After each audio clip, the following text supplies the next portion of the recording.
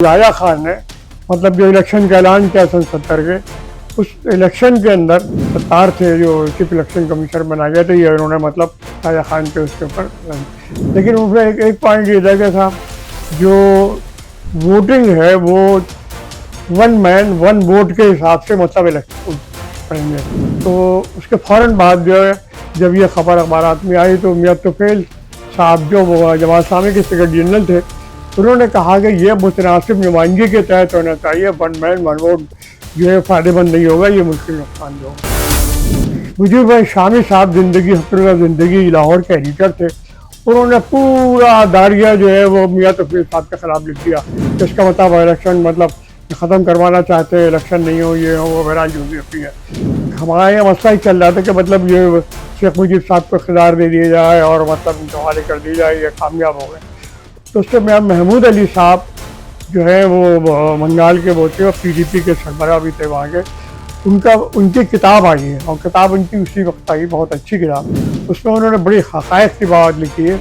उन्होंने कहा देखें मतलब जो है ये इलेक्शन जो भी हुए हैं उसके अंदर ये 47% टोटल वोट पड़े हैं, जितने वोट थे उनमें 47% पड़े हैं। 47% में 15% जो है मुस्लिम बंगालियों के वोट हैं, समझे आप, और 2% जमात इस्लामी के वोट हैं।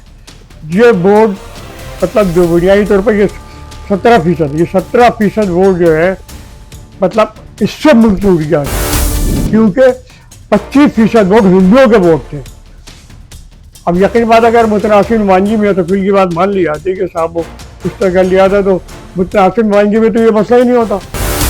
तो वो सिर्फ 12% वोट जो थे वो मुसलमानों के मतलब जो वो इसकी ऐप में थे, 25% हिंदुओं के थे और 10% जाली वोट पड़े थे। अब आपको जाली वोट का मसला बता दूँ, ये तो मतलब उन्होंने लिखा है।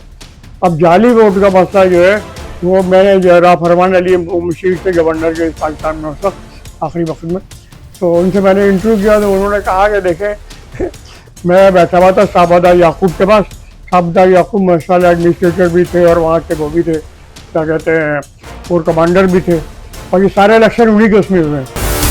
तो उनका बंगाली नौकर आया तो उसने मुझसे कहा, उसने कहा कि साहब पूछा भाई वोट डाला है?